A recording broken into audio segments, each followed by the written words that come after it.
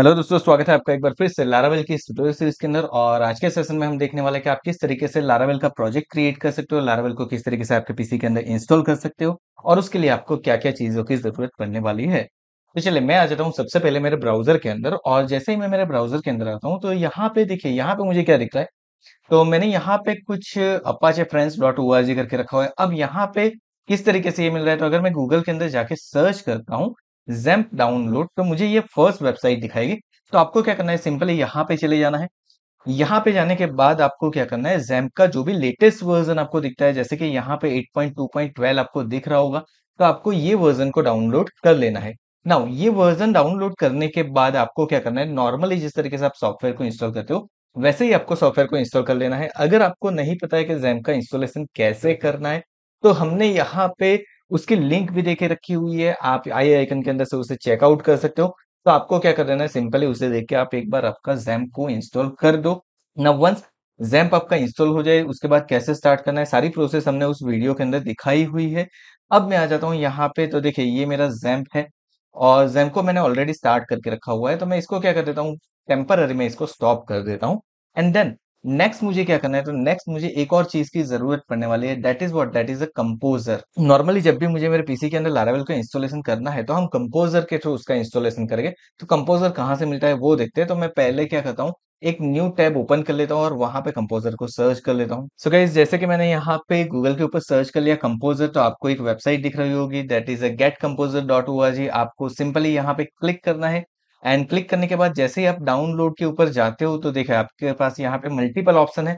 जैसे कि आप यहाँ पे देखिए जो ऑप्शन दिए हुए हैं कि किस तरीके से आप इंस्टॉल कर सकते हो, सूडो का यूज करके इंस्टॉल कर सकते हो। But what we are going to use, हम यहाँ पे कंपोजर सेटअप का यूज करने वाले हैं, because we are running on Windows and dot E file हमारे पास अवेलेबल है। सो हम यहाँ से क्या करेंगे, सिंपली कंपोजर का सेटअप डाउनलोड कर लेंगे।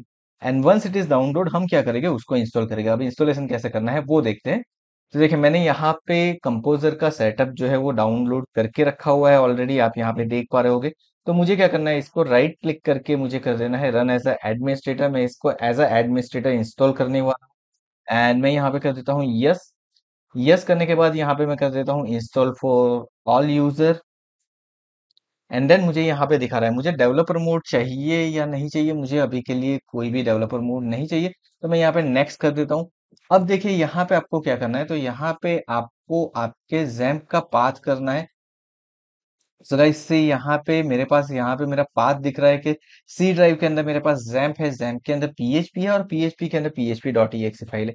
तो ये फाइंड आउट आपको करना रहेगा, आपने जो भी ड्राइव के अंदर इंस्टॉल किया है आपका जैम्प, उसके अंदर से आपको डायरेक्टली उसको गेट करवाना है। एंड जैसे ही गेट हो जाए वैसे ही आपको क्या करवाना है, नेक्स्ट करना है। जैसे ही आप नेक्स्ट करोगे, एक बार वापस नेक्स्ट करोगे, एंड देन आपको कर देना है इंस्टॉल। एंड इतना हो जाए, उससे क्या होगा, आपका जो कंपोजर है वो इंस्टॉल हो जाएगा। सी, दिस इज डन। अब कोई डॉक्यूमेंटेशन हमें व्यू नहीं करना है, मैं इसको कर देता हूँ फिनिश। एंड फिनिश करने के बाद अब मैं क्या करता हूँ, मैं आ जाता हूँ मेरे वीएस कोड के अंदर। और यहाँ पे मैं एक लारावेल यूट्यूब्स करके मैंने फोल्डर बना के रखा हुआ है। सो बेसिकली मैं क्या करने वाला हूँ, मैं यहाँ पे मेरा इंस्टॉलेशन करने वाला हूँ लारावेल का। सो मैं यहाँ पे क्या करने वाला हूँ, मेरे लारावेल का प्रोजेक्ट क्रिएट करने वाला हूँ। अब देखिए नॉर्मल कंडीशन के अंदर ये चल जाता है, बट अब हम क्या करते हैं, अगर मैं यहाँ पे लारावेल के अंदर आता हूँ एंड मैं उसके डॉक्यूमेंटेशन के अंदर जाता हूँ, एंड डॉक्यूमेंट के अंदर जाने के बाद मैं इंस्टॉलेशन के ऊपर क्लिक करता हूँ, तो देखिए मुझे यहाँ पे इंस्टॉलेशन के कुछ स्टेप दिए हुए हैं। जैसे कि यहाँ पे देखिए कंपोजर ग्लोबल, आप इस तरीके से सबसे पहले इसको इंस्टॉल कर सकते हो। देन उसके बाद आपको क्या करना है, उसके बाद आप यहाँ से लारावेल का न्यू प्रोजेक्ट क्रिएट कर सकते हो। प्रोजेक्ट क्रिएट करने के टू डिफरेंट वे है, दोनों को ही हम कवर करने वाले हैं। लेकिन साथ में यहाँ पे देखिए मुझे क्या दिया हुआ है, मुझे यहाँ पे npm इंस्टॉल दिया हुआ है। इट मीन्स व्हाट, कि यहाँ पे मैं नोड पैकेज मैनेजर का भी यूज कर रहा हूँ। अब नॉर्मली हम नोड पैकेज मैनेजर का यूज क्यों कर रहे हैं वो समझते हैं। तो लारावेल अब क्या करता है, तो लारावेल बाय डिफॉल्ट अब आपको टेल्विन सीएसएस प्रोवाइड करता है। सो टेल्विन को बिल्ड करने के लिए मुझे क्या जरूरत पड़ेगी, मुझे जरूरत पड़ने वाली है नोड पैकेज मैनेजर एनपीएम की जरूरत पड़ने वाली है। So that's why we are going to use NPM. और एक और चीज होती है कि अब लारावेल के अंदर अगर आपको बाय डिफॉल्ट आपका जो फ्रंट एंड है रिएक्ट के साथ क्रिएट करना है, तो वो भी आप क्रिएट कर सकते हो। तो उसकी वजह से भी एक चीज क्या है कि आप यहाँ पे एनपीएम का यूज करने वाला हो। तो एनपीएम का यूज करने के लिए आपको क्या करना है, तो आपको नोड जेएस को डाउनलोड करके इंस्टॉल करना है। कहाँ से डाउनलोड करना है, तो चलिए मैं आपको बता देता हूँ कि नोड जेएस आप कहाँ से डाउनलोड कर सकते हो।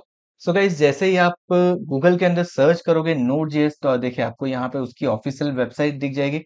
और यहाँ से आपको download node JS latest stable version जो हमारा है एलटीएस है, आप उसको डाउनलोड कर लीजिए। एंड उसके बाद आपको क्या करना है, सिंपली उसको इंस्टॉल कर लेना है। जैसे आप बाकी के सॉफ्टवेयर को इंस्टॉल करते हैं वैसे ही आप उसको इंस्टॉल कर सकते हो।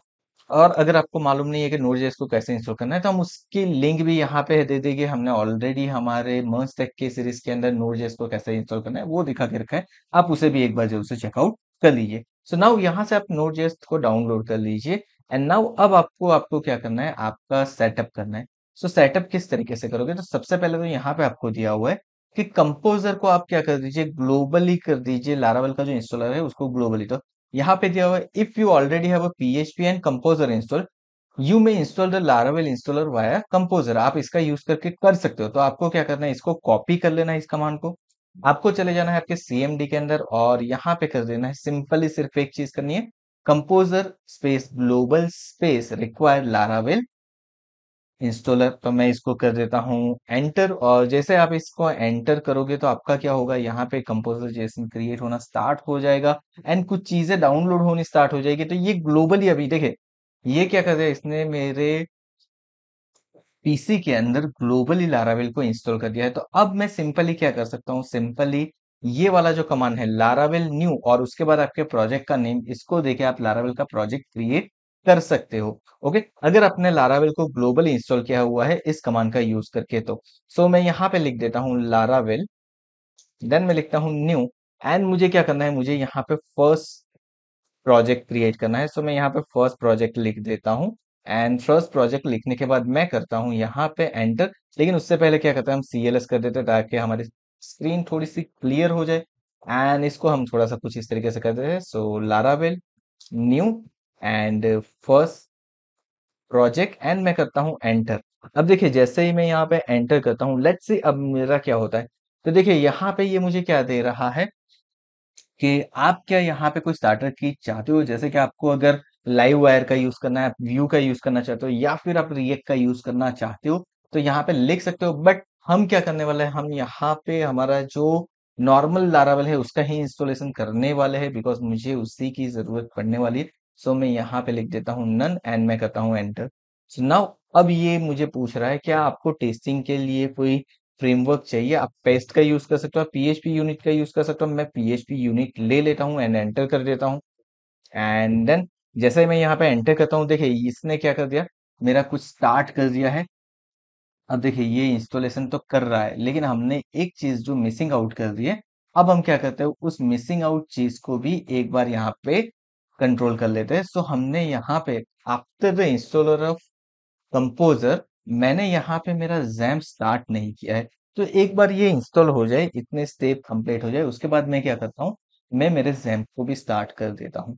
सो गाइस देखिए यहाँ पे हमारा इंस्टॉलेशन तो हो चुका है। अब मैं क्या करता हूँ, जैम्प में जाने के बाद यहाँ से स्टार्ट कर देता हूँ Apache server and my SQL server, जिसकी हमें जरूरत पड़ने वाली है। अगर आपने पीएचपी का यूज किया है तो इसके बारे में आपको डेफिनेटली मालूम होगा। सो नाउ मैं आ जाता हूँ यहाँ पे।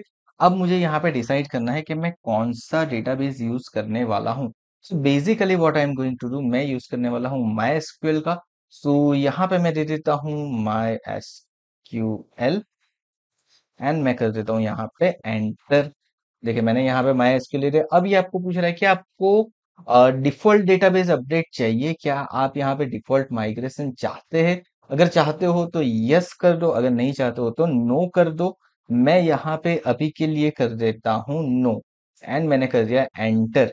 अब देखिए अब ये एक और कमांड पूछ रहा है, जो कि हमें अगर आपको मालूम है तो यहाँ पे हमें वो कमांड दे रहा था कि npm इंस्टॉल, और उसके बाद वो क्या दे रहा था, npm run build npm install, ये सारी चीजें दे रहा था। तो मुझे अब ये क्या दे रहा है, ये डिफॉल्ट दे रहा है। तो अगर मुझे ये कमांड एग्जीक्यूट करना है तो मैं क्या कर दूंगा, यस करके एंटर कर दूंगा।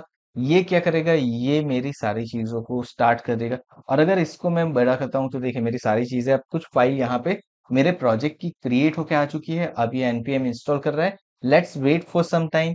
यहाँ पे देखने इसने नोड मॉड्यूल का फोल्डर क्रिएट कर दिया है। इट मीन्स यहाँ पे क्या हो गया है, मेरा एक नोड मॉड्यूल बन के आ चुका है। अब देखिए, अब आपको क्या करना है, सबसे पहले आपको आपके प्रोजेक्ट के फोल्डर के अंदर चले जाना है। यहाँ पे आपको वो कमांड दिया हुआ भी है, तो आप उसको ओपन कर सकते हो। सो मैं यहाँ से करता हूँ cd first project. So that is done. ये मेरा सीडी फर्स्ट प्रोजेक्ट हो चुका है। अब अगर मुझे इस प्रोजेक्ट को रन करना है तो हमें दो कमांड को एक्चुअली एग्जीक्यूट करना है। सबसे पहला मुझे क्या करना है, तो मुझे यहाँ पे करना है कंपोजर रन डेव। अब इससे क्या होगा, तो इससे जो आपका टेलविन का सर्वर है वो क्या होगा, वो आपका हो जाएगा स्टार्ट। सो मैंने यहाँ पे क्या कर दिया, कंपोजर रन डेव। तो देखिए ये मुझे दिखा रहा है एंड यहाँ पे मेरी यूआरएल भी दिखा रहा है मुझे। अगर मैं इसको ओपन करता हूँ इस पर्टिकुलर यूआरएल को, so we will see what will happen here. अब यहाँ पे क्या होता है वो देखते हैं।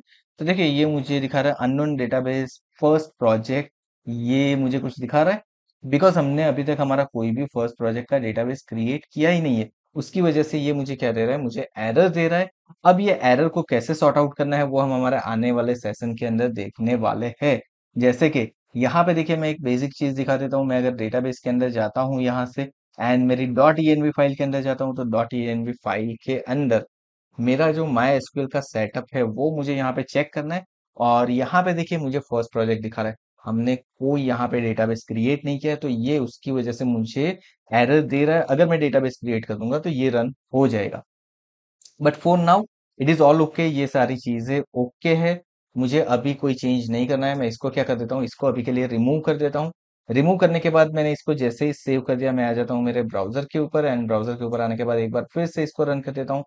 सो now invalid connect, no database selected, आपने कोई डेटाबेस सिलेक्ट नहीं किया है, ऐसा मुझे कुछ एरर दे रहा है। अगर मैं एक काम करता हूँ, मेरे पास एक टेस्ट नाम का डेटाबेस में है, मैं इसको सिंपली सेव कर देता हूँ एंड देन मैं आ जाता हूँ यहाँ पे। तो देखिए ये मेरा लारावेल की एप्लीकेशन को ओपन करके दे दिया। आपके पास जो भी डेटाबेस हो गया ना, वो डेटाबेस आपको यहाँ पे देना पड़ेगा या फिर कोई नया डेटाबेस आपको वहां से माइग्रेट करवाना पड़ेगा। सो इसके बारे में हम सीखने वाले हैं हमारे आने वाले सेशन के अंदर। आज के सेशन में बस इतना ही। हमने सिंपली क्या कर दिया है, हमने सिंपली यहाँ पे हमारे प्रोजेक्ट को रन कर दिया है एंड प्रोजेक्ट का सेटअप कर दिया है। आई होप आपको पता चल गया होगा कि आप किस तरीके से लारावेल को इंस्टॉल कर सकते हो, लारावेल प्रोजेक्ट को सेटअप कर सकते हो आपके पीसी के अंदर। तो अगर आज का ये वीडियो पसंद आया तो वीडियो को लाइक करना और चैनल को सब्सक्राइब करना मत भूलिएगा। यहाँ पे हमने हमारे लारावेल सीरीज की प्लेलिस्ट देके रखी है, एज वेल एज लारावेल के फर्स्ट वीडियो की लिंक भी देके रखी है, उसे भी जरूर से एक बार चेकआउट कर लीजिए। Thank you so much once again for watching this video.